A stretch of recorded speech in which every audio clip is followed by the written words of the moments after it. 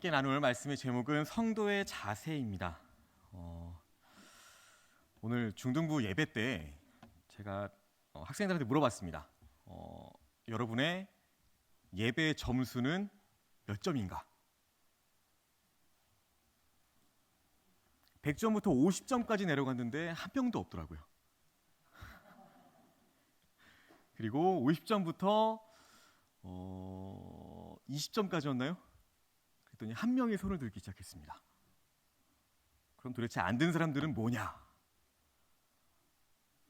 끝까지 대답을 안 하더라고요. 아마 본인들도 알고 있는 것 같았습니다.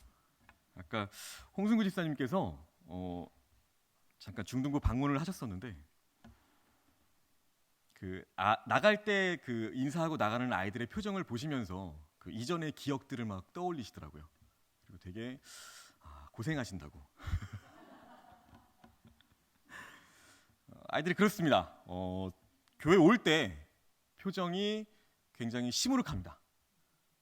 그리고 나갈 때는 이전보다 더 시무룩합니다. 이유를 모르겠습니다. 너희들의 예배 점수가 올라가지 않는 이유가 뭐라고 생각하느냐라고 물었는데 한 명이 저한테 그러더라고요. 예배가 너무 지루해요 라고. 제가 미안하다라고 얘기를 했습니다. 그래서 나도 같이 노력을 할 테니까 너희들도 같이 노력을 해보자라고 잘 마무리는 했습니다. 근데 또 다음 주에 되면 또 계단을 올라오는 아이들의 얼굴은 그대로이지 않을까라는 생각이 듭니다. 앉아 계신 성도님들께도 한번 여쭤보고 싶습니다. 성도로서 자신이 몇 점이라고 생각하시나요? 또 100점부터 내려가 볼까요?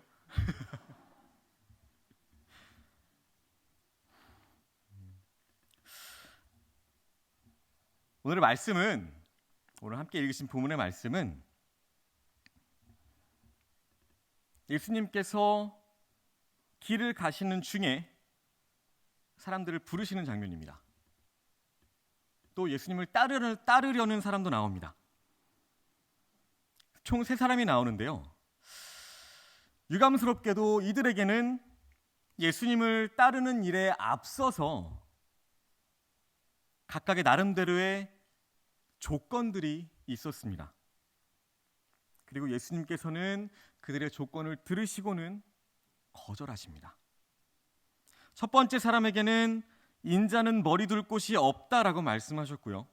두 번째 사람에게는 죽은 자들은 죽은 자들로 예비하게 하고 너는 하나님의 나라를 예비하라라고 하셨고, 세 번째 사람에게는 손에 쟁기를 잡고 뒤를 돌아보는 자는 하나님 나라에 합당하지 않다라고 하셨습니다.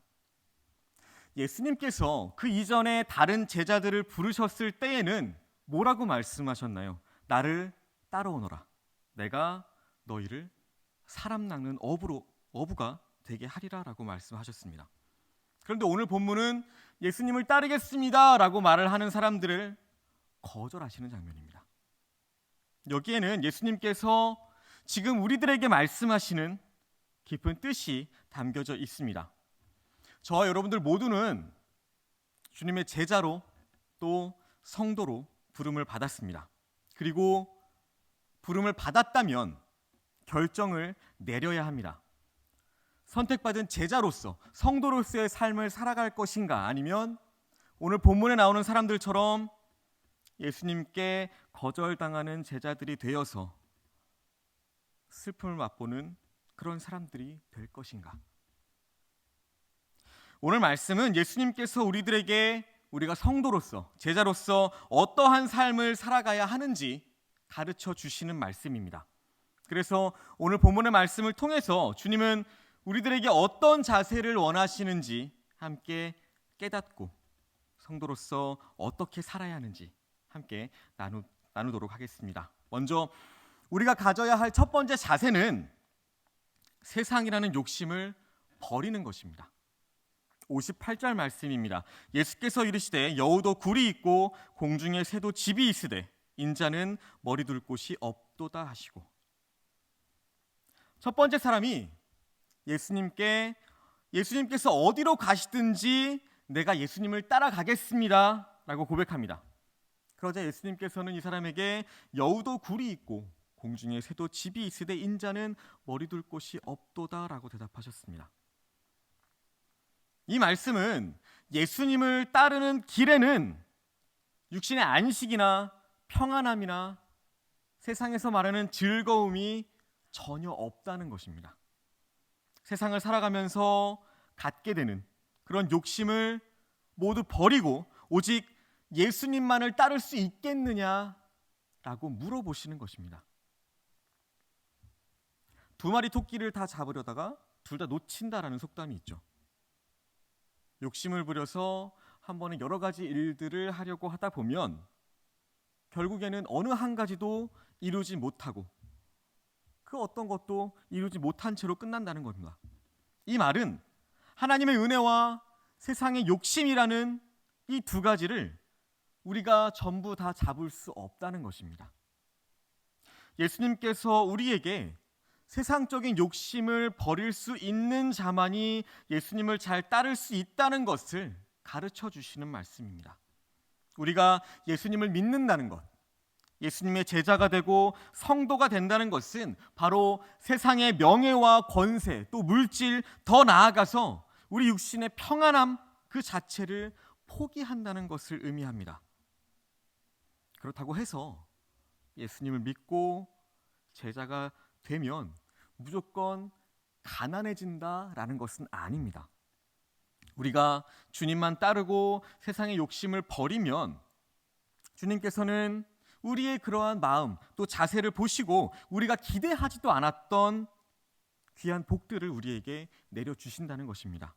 마가복음 10장 29절 30절입니다. 예수께서 이르시되 내가 진실로 너희에게 이르노니 나와 복음을 위하여 집이나 형제나 자매나 어머니나 아버지나 자식이나 전토를 벌인 자는 현세에 있어 집과 형제와 자매와 어머니와 자식과 전토를 100배나 받되 박해를 겸하여 받고 내세에 영생을 받지 못할 자가 없느니라 라고 말씀합니다. 우리가 세상의 욕심을 포기하면 주님의 제자가 될 수 있습니다. 오히려 포기한 것보다 더 넘치게 주시는 주님의 은혜를 우리가 체험할 수 있게 됩니다. 중요한 것은 이렇게 세상의 욕심을 쉽게 포기할 수 없다는 겁니다. 성경에 보면 이렇게 세상적인 욕심을 포기하지 못해서 실패한 인물들이 나옵니다. 그 대표적인 사람이 먼저는 아간입니다.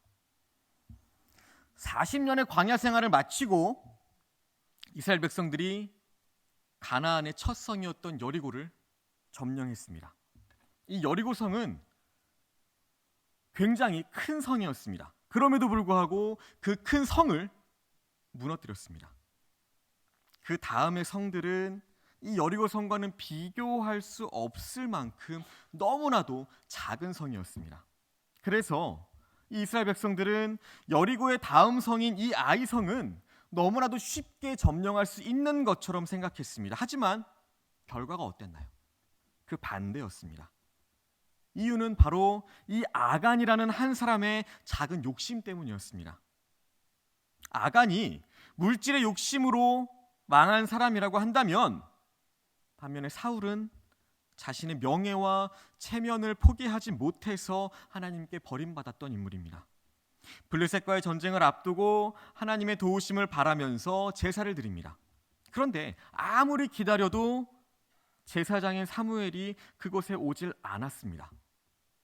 사울이 이렇게 생각하겠죠. 사무엘만 기름 부으심을 받은 게 아닌데 나도 똑같이 하나님의 기름 부으심을 받은 왕인데 내가 사무엘보다 제사를 못 드릴 이유가 없지 않을까? 교만한 생각을 하기 시작합니다. 결국에 그는 스스로 제사를 진행합니다. 그렇게 사울은 사무엘보다 높아지고 싶은 그 명예, 그것을 포기하지 못하고 하나님께 버림받은 왕이 되었습니다. 아브라함은 75세의 나이에 하나님께서 친척과 아비집을 버리고 떠나라는 그 명령에 순종했습니다. 어디로 가야 하는지, 언제 가야 하는지, 언제까지 가야 하는지 그 무엇도 알지 못하고 세상의 욕심을 버리고 하나님께서 말씀하신 대로 일단 떠났습니다. 그 말씀에 즉시 순종했더니 그는 성공한 믿음의 조상이 되었습니다. 그리고 그가 바라지도 않았던 많은 부귀와 건강과 복까지도 함께 누리게 되었습니다. 우리는 주님의 제자가 되었고 성도가 되었습니다. 성도는 세상의 욕심을 포기한 사람들입니다. 세상의 욕심을 포기하고 주님을 따라가야 우리에게 하나님의 복이 임하게 되는 것입니다. 세상의 욕심을 끝내 포기하지 못하고 성도의 삶을 살려고 하는 것은 결코 바람직한 생각은 아닐 것입니다. 저와 여러분들 모두 세상의 그 욕심들을 버리고 오직 주님만 따라가시기를 소망합니다. 우리가 가져야 할 두 번째 자세는 우선순위를 분명하게 하는 것입니다. 60절입니다. 이르시되 죽은 자들로 자기의 죽은 자들을 장사하게 하고 너는 가서 하나님의 나라를 전파하라 하시고 라고 말합니다. 두 번째 사람은 아버지를 장사 지내고 주님을 따르겠습니다 라고 말합니다. 어떤가요? 이 유교적 사회를 거쳐온 우리의 입장에서는 맞는 말입니다. 이 당시의 풍습 문화를 봐도 그 어떤 율법보다 우선시되는 게 하나 있었는데요. 그게 바로 부모의 장례였습니다. 시체를 만질 수 없었던 제사장들도 이때만큼은 시체를 만질 수 있었습니다. 도덕적으로 봐도, 윤리적으로 봐도, 또 그 당시 이스라엘 사람들의 율법적으로 봐도 이것은 어디까지나 너무나 정당한 이야기입니다. 그런데 예수님께서는 전혀 예상 밖의 대답을 하시면서 이 청년의 요청을 거절하십니다. 그렇다면 왜 사랑의 예수님께서 왜 아버지의 장례를 치르겠다는 이 젊은이의 요청에 거절하셨을까요? 아버지의 남은 여생이나 그 마지막 가시는 길을 잘 모시는 것, 이것이 나쁘다는 것은 아닙니다. 다만 예수님께서 우리에게 말씀해 주시는 것은 이 청년의 우선순위가 잘못되었다는 것입니다. 예수님을 믿는 성도라면 우리에게 가장 우선시 되어야 할 것이 무엇일까요? 우리의 신앙생활 아닐까요? 먼저 해야 할 일이 있고 나중에 해야 할 일이 있습니다. 성도라면 하나님과 그 믿음이 언제나 우리의 삶에 가장 우선시 되어야 한다는 말씀입니다. 우리가 구원을 받는 길은 얼마나 내가 예수님을 잘 따라갔느냐입니다. 예수님을 따라가야, 예수님을 믿고 예수님을 의지하고 예수님을 향해 우리가 걸어가야 구원도 천국도 영생도 우리가 얻게 되는 것입니다. 그런데 신앙생활을 한다고 하면서도 그 중심에 예수님은 잃어버리고 그 상태로 천국과 구원, 영생을 받으려는 그런 일들이 얼마나 많은지 모릅니다. 믿음의 조상 그 이삭이 가장 먼저 했던 일은 예배하는 일이었습니다. 창세기 26장 25절입니다. 이삭이 그곳에 제단을 쌓고 여호와의 이름을 부르며 거기 장막을 쳤더니 이삭의 종들이 거기서도 우물을 팠더라라고 말합니다. 그 당시에 이 사람들은 유목민입니다. 그 어떤 것보다 마실 물이 너무나도 중요했습니다. 물이 없으면 사람도 살 수 없고 그들이 키우던 가축들도 살 수 없습니다. 일반 사람들은 어느 곳으로 이동을 하든지 가장 먼저 우물을 팠습니다. 우물을 파고 그곳에서 물이 나와야 그 옆에 장막을 짓고 살아갈 수가 있었기 때문입니다. 그리고 그 이후에 생활적으로 조금 안정이 되면 나에게 우물도 주시고 장막도 주신 하나님께 감사드리는 예배를 드리는 것, 이것이 일반적인 우선순위라고 생각합니다. 그런데 이삭은 이 일반 사람들의 생각과는 달랐습니다. 성경에 보시면 그는 어느 곳에 가든지 제일 먼저 제단을 쌓았습니다. 하나님의 이름을 부르면서 제사를 드렸습니다. 이것은 그의 신앙생활, 그 신앙생활의 우선순위들 중에 제일 먼저 하나님께 드리는 예배가 있었다는 것입니다. 그 다음에 장막을 지었고요. 그 다음에 우물을 팠습니다. 그런데 신기하게도 그가 한 모든 일들이 순조롭게 이루어졌습니다. 더구나 이 이삭은 샘을 파기만 하면 그곳에서 물이 쏟아지는 놀라운 복을 하나님으로부터 받았습니다. 여기에 신앙의 키가 있는 것입니다. 이삭은 삶의 우선순위를 잘 알고 있었습니다. 그리고 자신이 아는 대로, 믿는 대로 그대로 했더니 자신이 바라지도 않았던 복들을 하나님으로부터 받았습니다. 무엇이 가장 우선인가? 이것을 깨달으시는 저와 여러분들 되시길 소망합니다. 교회를 나오고 신앙생활을 하고 하나님 앞에 충성하는 목적, 이것은 예수님의 뜻을 따르기 위함입니다. 그러기 위해서는 신앙생활의 우선순위를 우리가 바로 알아야 한다는 것입니다.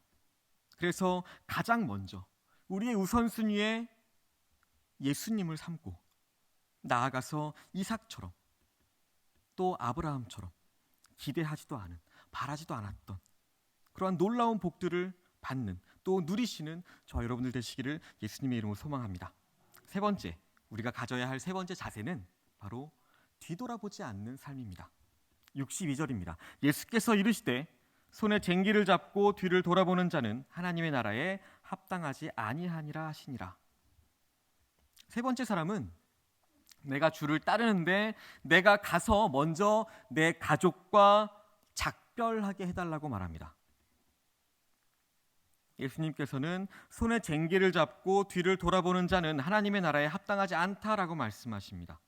이 말씀은 주님을 따르는 제자라면 뒤의 것을 바라보거나 세상을 바라보거나 그렇게 하는 것이 아니라 오직 앞에 계신 예수 그리스도만 바라보고 전진해야 한다는 것입니다. 쟁기질을 하는 사람은 뒤를 돌아보면서 바른 쟁기질을 할 수 없습니다. 오직 앞만 보고 나아가야 합니다.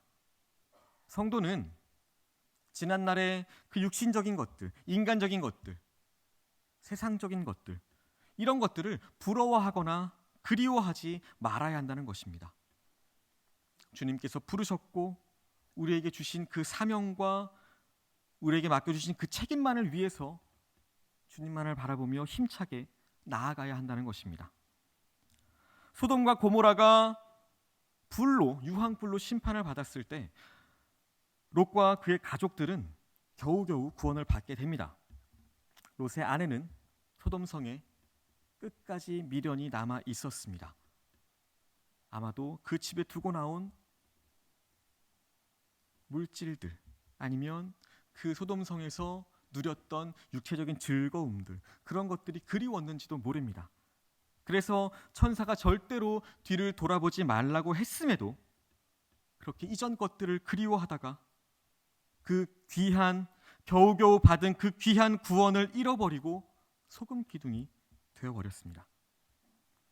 이스라엘 백성들이 보름이면 갈 수 있는 그 가나안 땅을 40년이 넘도록 도착하지 못하고 방황하다가 결국 사막에서, 광야에서 죽은 이유가 무엇일까요? 출애굽한 그 1세대가 가나안 땅에 들어가지 못하고 애굽 땅에서 죽은 이유는 끝까지 애굽을 그리워했다는 것입니다. 애굽에서 누렸던 것들, 먹었던 음식들, 끝까지 그들의 마음은 애굽 땅을 돌아보았습니다. 아마 홍해를 건너서 다시는 갈 수 없는 곳, 이런 상징적인 의미를 하나님께서 그들에게 주셨습니다. 하지만 그들은 끝까지 애굽을 그리워하고 뒤돌아보다가 하나님께서 약속해 주신 그 젖과 꿀이 흐르는 약속의 땅을 눈앞에 두고 결국 그 땅을 차지하지 못하는 불행한 존재가 되어버렸습니다. 오늘 뒤를 돌아보지 말라라고 말씀하시는 주님의 말씀이 이것을 의미합니다. 바울은 진즉에 이 진리를 깨달았습니다. 그래서 자신이 과거에 자신의 자랑이었던 가문, 혈통, 재산, 그리고 배운 학문, 그리고 그 당시 사람들이 가장 자랑스럽게 여기던 그 로마의 시민권까지도 바울은 배설물처럼 여겼습니다.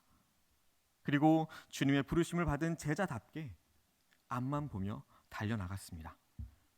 빌립보서 3장 13절 14절입니다. 형제들아, 나는 아직 내가 잡은 줄로 여기지 아니하고 오직 한 일, 즉 뒤에 있는 것은 잊어버리고 앞에 있는 것을 잡으려고 표대를 향하여 그리스도 예수 안에서 하나님이 위에서 부르신 부름의 상을 위하여 달려가노라. 우리가 뒤돌아보는 세상은, 우리가 그리워하는 그 이전의 세상은 우리를 멸망의 길로 이끌어 갈 것입니다. 앞만 보고 달려갈 길을 끝까지 주님만을 의지하며 달려가는 그런 믿음의 성도들이 되시기를 예수님의 이름으로 소망합니다. 결론입니다. 오늘 세 사람이 찾아와서 주님을 따르겠습니다 라고 말합니다.